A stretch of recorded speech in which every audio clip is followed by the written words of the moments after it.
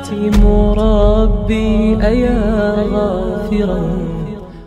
بسم الله والحمد لله والصلاة والسلام على رسول الله، أما بعد. أعوذ بالله من الشيطان الرجيم. بسم الله الرحمن الرحيم. قل جاء الحق وزهق الباطل إن الباطل كان زهوقا. আজকে আমরা আলোচনা করব দরসুল খামিস পঞ্চম পাঠ আল ইবাদা নিয়ে আর কি। ইবাদত হচ্ছে যে আল্লাহ সুবহানাহু ওয়া তাআলা যা কিছু মহব্বত, যা কিছু ভালো পছন্দ করেন এবং সেটাকে অন্তর থেকে করা, এটা হচ্ছে ইবাদত।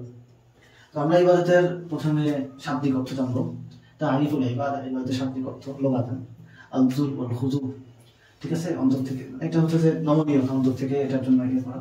মাখুদাতুন মিনাল ফি'লি আবাদা, আবাদা থেকে বের হয়েছে। ওয়া হিয়া তাদুল্লু আলা তাআ, আর এটা তাআ ইবাদত হচ্ছে আনুগত্য করা। খুযু, এটা হলো যে খুযু হচ্ছে যে অন্তরের অন্তঃস্থল থেকে এটাকে গ্রহণ করা। তাদাল্লু নমনীয় হওয়া। ইকালু আবাদাত তারিক, বলা হয় যে সে রাস্তা গ্রহণ করেছে, ইত্তেবা করেছে। আই মাহাদাহু ওয়া যাল্লালাহু, যে এটা এই কাজটা সে গ্রহণ করেছে এবং যাল্লালাহু অনুসরণ করেছে। ওয়া আবাদার রাজুল আই আতাআহু, আর আমরা এরকম বলে যে আবাদার রাজুল সে একটা লোককে কি করছে, অনুসরণ করছে। খাদা আলাহু, অন্তর থেকে তাকে মেনে নিয়েছে। ফিশার, ইবাদতের সহি পরিভাষা হচ্ছে তাহলে ইবাদতু হিয়া কুল্লু মা ইউহিব্বুল্লাহ ওয়া ইয়ারদাহু, ইবাদত ওই সমস্ত বিষয় যা আল্লাহ পছন্দ করেন এবং আল্লাহ রাজি হন। মিনাল আকওয়ালি, এটা কথা হতে পারে, ওয়াল আফআল কর্ম হতে পারে, আয-যাহিরা প্রকাশ হতে পারে, ওয়াল বাতিনা গোপন হতে পারে। মিস as-সালাত, যেমন সালাত, ওয়াস-সাওম রোজা, ওয়া দোয়া করা, ওয়াল খাউফ আল্লাহকে ভয় করা, ওয়াল রাজা আল্লাহর কাছে সন্তুষ্ট হওয়া, গায়রু যালিকা মিনাল আ'মাল আল-কলবিয়্যা, এভাবে কলবি এটা অন্তরের সাথে অন্তরের বিষয় হতে পারে, ওয়াল জাসাদিয়্যা এটা শরীরের বিষয় হতে পারে।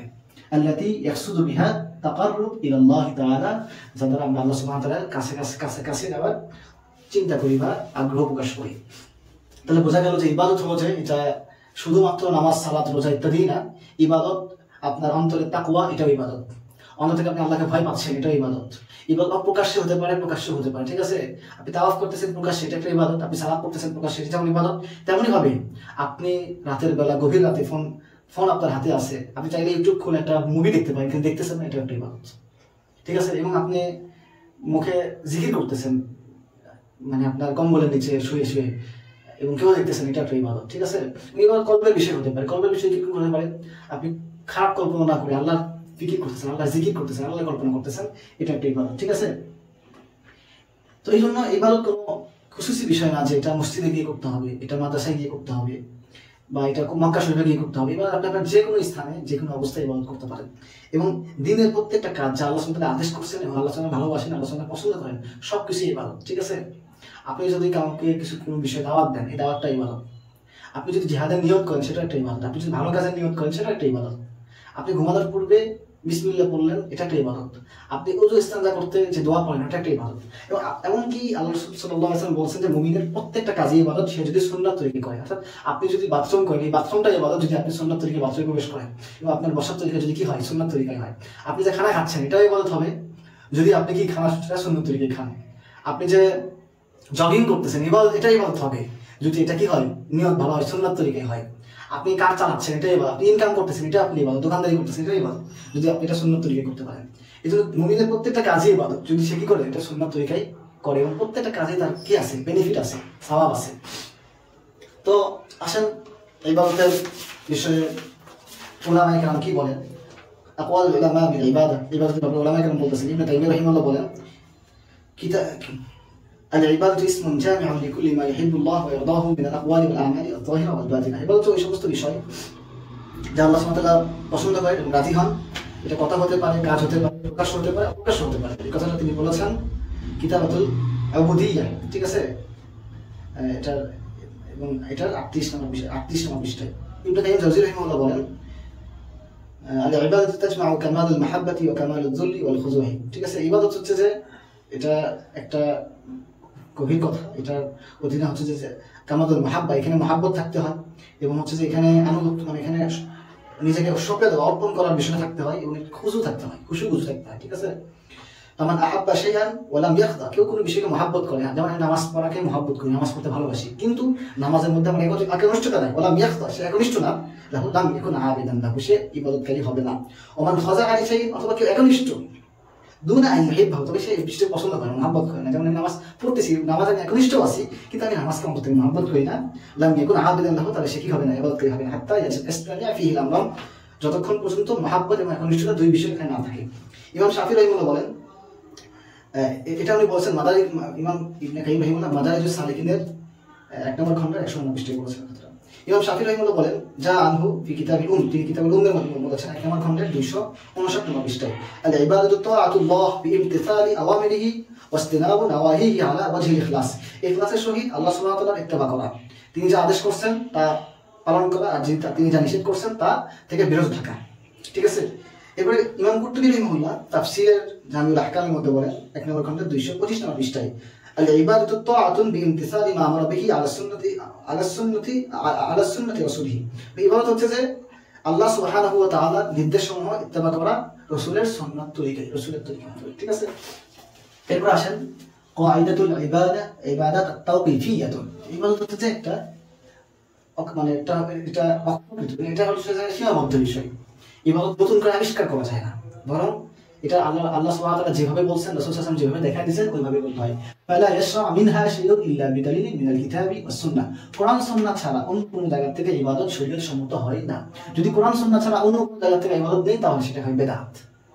ঠিক আছে, যেরকম মিলাদ পড়া, এটা রাসূল থেকে প্রমাণিত না, সাহাবীদের থেকে প্রমাণিত, তার মানে বিদআত। এভাবে মাযহাব তৈরি করা, এটা বিদআত। তারপর হচ্ছে যে আপনার এরকম কাজগুলো, ফালা ইয়াশরা মিনহা শাইউন ইল্লা বিদালিলিন মিনাল কিতাবি ওয়াস সুন্নাহ, কোরআন সুন্নাহ থেকে যা প্রমাণিত না এইসব বিষয়কে ইবাদত বলা যাবে না।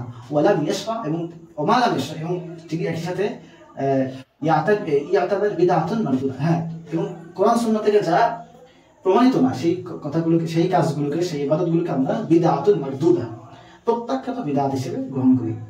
1 নম্বর কথা হলো যে ইবাদত কোথা থেকে তুমি হবে, ইবাদতের মধ্যে ইবাদত তাওকীফিয়া দুই ভাবে, এক আল ইতিমাদ আলা ওয়াহি, ইবাদত একমাত্র ওহীর মধ্যে সীমাবদ্ধ রাখতে হবে। আম লাহুম, যেমন আল্লাহ সুবহানাহু ওয়া তাআলা বলেন, আউযু বিল্লাহি মিনাশ শাইতানির রাজিম, আম লাহুম শুরাকাউন শারাউ লাহুম মিনাদ দীনি মা লাম ইয়াযান বিহিল্লাহ, আম লাহুম শুরাকা, তাদের কি আরো অন্য কোনো অংশীদার আছে, শারাউ লাহুম, যারা তাদের জন্য শরীয়ত তৈরি করে, মিনাদ দীন, দ্বীনের মধ্যে, মা লাম ইয়াযান বিহিল্লাহ, আল্লাহ যে কাজের কি করেন নাই, অনুমতি দেন নাই, তা আল্লাহ আমাকে বলেন নাই যে তুমি এই সংবিধানকে মানো, কিন্তু আমি সংবিধানকে মানতেছি, এটা ইবাদত। ঠিক আছে, আল্লাহ আমাকে বলেন নাই যে তুমি চোরকে হচ্ছে যে তুমি 10 দিনের জেল দাও, আল্লাহ বলতে তুমি চোরকে হাত কেটে দাও, কিন্তু আমরা ওইটাকে মানতেছি না, মানে কি, এটা আল্লাহর বিরুদ্ধে একটা শরীয়ত প্রণয়ন করছে। ঠিক আছে, সূরাতুশ শুআরা 21 নম্বর আয়াত। 2 নম্বর হচ্ছে ইত্তেবাউন নবী, ইবাদতের মধ্যে দ্বিতীয় পদ হচ্ছে কি, আল্লাহর আমর, নবীর সুন্নতের ইত্তেবা করা। ক্বালা নবী সাল্লাল্লাহু আলাইহি ওয়াসাল্লাম, মান আহদাসা ফি আমরিনা হাযা মা লাইসা মিনহু ফাহুয়া রাদ্দুন, যদি কোনো ব্যক্তি আমাদের এই দিনে নতুন কোনো বিষয় নিয়ে আসে যা আগের থেকে এই দিনে ছিল না, তাহলে সে কি হবে, তা প্রত্যাখ্যাত। মুত্তাফাকুন আলাইহি, হাদিসটা বুখারী মুসলিম দুই জায়গাতেই আছে। দুই শুরুতুল ইবাদত, ইবাদতের শর্ত কি, ইবাদতের শর্ত হচ্ছে আল ইখলাসু লিল্লাহ, একটা হচ্ছে যে আল্লাহর জন্য একনিষ্ঠ হওয়া, দুই মুতাবাআতুন নবী, রাসূল সাল্লাল্লাহু আলাইহি ওয়াসাল্লাম কি করে, অনুসরণ করা। ওয়ামা উমিরু, আউযু বিল্লাহি মিনাশ শাইতানির রাজিম, ওয়ামা উমিরু ইল্লা লিয়াবুদুল্লাহা মুখলিসিনা লাহুদ্দীন হুনাফা, তাদেরকে আদেশ দেওয়া হয় নাই, তাদেরকে নির্দেশ দেওয়া হয় নাই, ইল্লা, তবে, লিয়াবুদুল্লাহ, তবে তারা শুধু আল্লাহর ইবাদত করবে, কি হবে, মুখলিসিনা লাহুদ্দীন, ইখলাসের সহিত, দ্বীনের প্রতি ইখলাস নিয়ে, হুনাফা, ঠিক আছে, একনিষ্ঠ হয়ে। এটা সূরাতুল বাইনাতের মধ্যে আছে। ইন্নামাল, রাসূল সাল্লাল্লাহু আলাইহি ওয়াসাল্লাম বলেছেন, ইন্নামাল আমালু বিন্নিয়াত, মানুষের নিয়তের উপরে কি করা হয়, তার আমল নির্ভর করে।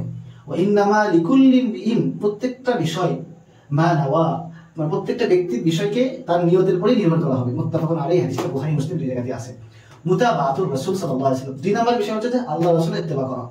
রাসূল সাল্লাল্লাহু আলাইহি ওয়াসাল্লাম কোরআনের মধ্যে আছে, আউযু বিল্লাহি মিনাশ শাইতানির রাজিম, লাকাদ কানা লাকুম ফি রাসূলিল্লাহি উসওয়াতুন হাসানাহ, কি বলছেন যে লাকাদ কানা লাকুম ফি রাসূলিল্লাহ, তোমাদের রাসূলের মধ্যে রয়েছে তোমাদের জন্য উসওয়াতুন হাসানাহ, উত্তম আদর্শ।